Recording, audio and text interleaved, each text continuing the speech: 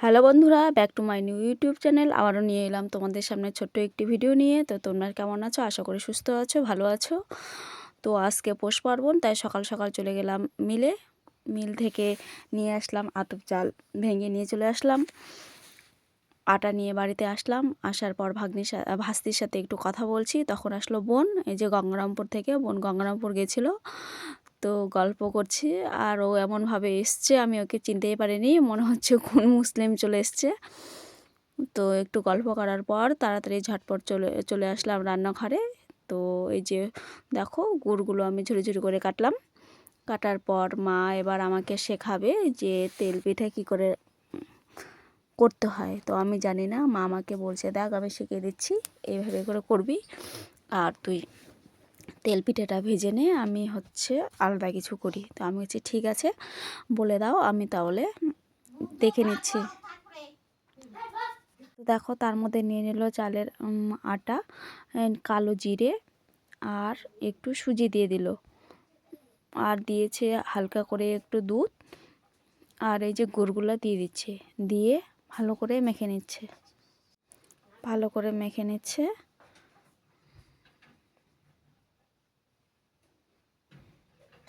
আর আমাকে বলছে যে এইভাবে ভালো করে সবগুলো মিক্সড করে নিতে হয়। তো আমি বলছি ঠিক আছে, আমাকে বলে দিচ্ছে, আর আমি দেখছি। আর আমাদের বাড়িতে আজকে বেশি পিঠে হবে না, কারণ এমনিতে আমাদের পৌষ পার্বণ এবার হচ্ছে না। আমার দাদা মারা গেছে, দুঃখের বিষয়। আমরা এবার পৌষ পার্বণ করতে চেয়েছিলাম না। তো যেহেতু ভাগনা আছে, ছোট বাচ্চা, ও খেতে চাইবে লোকের দেখে, তার জন্য সামান্য একটু করে করছি, আর বেশি করব না। শুধু দুটো পিঠে ভাজবো। আর এইদিকে বাবাও নেই, বাবা গেছে ঘুরতে, তো বাড়িতে একজন না থাকলে খুব খারাপ লাগে, তাই আমাদের এবার পিঠে বেশি হচ্ছে না। তো এমনি মন টনও ভালো না, দাদার কথা খুব মনে পড়ছে। মা তো রাজি ছিল না রান্না করতে, তো আমি জোর করলাম, যে ভাগনা আছে, ছোট ভাগনা, লোকে দেখে খেতে চাইবে, ওর মনটা খারাপ হবে, আমরা নাই বুঝতে পারবো, কিন্তু ও তো বুঝবে না। তারপরে যে ছিল, গরম জল করে নিয়েছিল একটু হালকা উষ্ণ উষ্ণ, তো উষ্ণ উষ্ণ গরম জলটা এবার ঢেলে দেবে।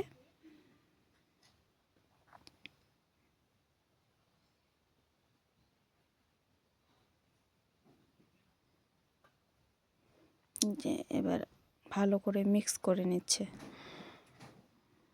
তো আমাকে শিখিয়ে দিচ্ছে, ওই জন্য আমি এই ভিডিওটা অনেকক্ষণ করলাম। আমার শেখানো প্রায় হয়ে গেল। এই যে দেখো, করে দিল। এদিকে কড়াইয়ে তেল গরম করতে দিয়ে দিয়েছে।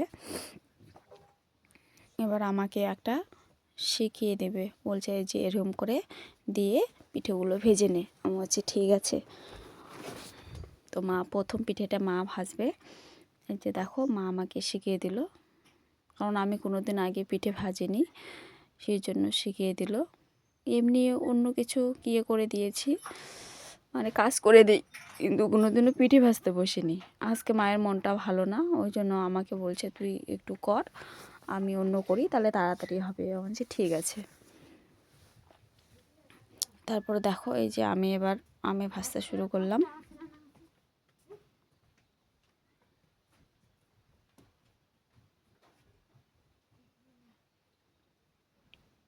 যে আমার পিঠে হয়ে গেল।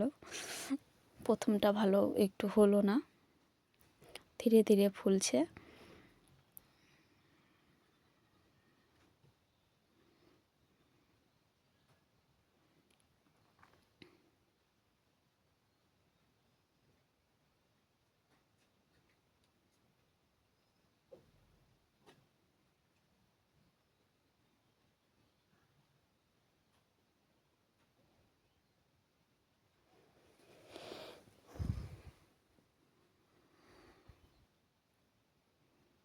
এই যে দেখো, আমার তেল পিঠে হয়ে গেল। এইভাবে ধীরে ধীরে তেল পিঠেগুলো ভেজে নেব। তো চলো বন্ধুরা, তেল পিঠেগুলো আমি ভেজে নিই। এদিকে মা কলাইপুরি রান্নার জন্য এই যে দেখো তরকারি রান্না করছে। আমাকে বলছে তুই তেল পিঠেটা করে নে, আমি তরকারিটা রান্না করে তারপরে কলাই পিঠে তাড়াতাড়ি করে নেব। এদিকে ভাগনা গেছে পড়তে। তো আমার তেল পিঠে হয়ে গেল, হয়ে যাওয়ার পর আমি কলাইপুরি রান্নার জন্য দেখো তৈরি করছি। তো কলাইপুরিটা বানাই আমি, মা শুধু ভেজে নেয়। তো আমি ওই যে বানানোর জন্য বানাচ্ছি কলাইপুরি।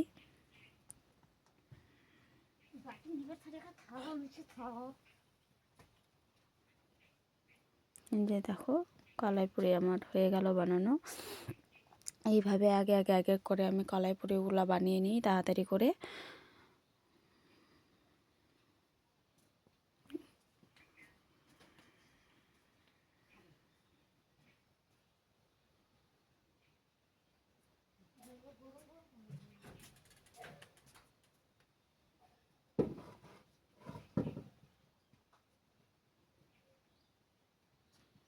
এইভাবে প্রথমে আটাটাকে বেলে নিচ্ছি।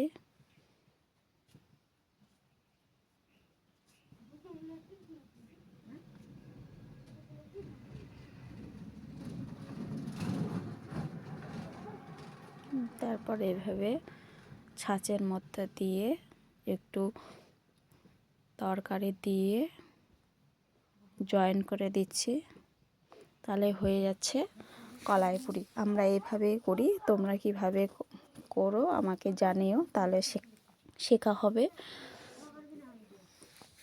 আর এই যে এইভাবে ভেজে নিচ্ছে। আর তোমাদের বাড়িতে কি কি পিঠে হচ্ছে, হয়তো আশা করি অনেক পিঠে হচ্ছে। আমাদের বাড়িতে এবার হলো না, কারণ মন টন সবারই খারাপ, বাবা নেই। এদিকে দাদা মারা গেছে, পৌষ পার্বণ এমনিতে হওয়ার কথা ছিল না, তো বউ ভাগনার জন্য হচ্ছে। তো এই যে কলাইপুরি রান্না হয়ে গেছে, আর এই যে তেল পিঠে আমাদের বাড়িতে এবার এই দুটোই পিঠে ভাজলাম। তো সবাই ভালো থেকো বন্ধুরা, পৌষ পার্বণের অনেক অনেক শুভেচ্ছা রইল। এই যে দেখো আমি রান্না করছি। তো সবার পৌষ পার্বণ ভালো হোক, সবাই ভালো থেকো, গুড নাইট। আর আমাদের পিঠে ভাজা কেমন লাগলো প্লিজ জানাবে। এই যে তারপর হয়ে যাওয়ার পর আমাদের এটা নিয়ম আছে যে সবাইকে একটু একটু করে দিতে হয়। তো অল্পই ভেজেছি, তাই অল্প অল্প করে দিচ্ছি, কারণ দুটো কাকু আছে, কাকুদের বাড়ি দিব, একটা দাদা আছে, দাদার বাড়িতে যেহেতু কেউ নেই, তাই দাদা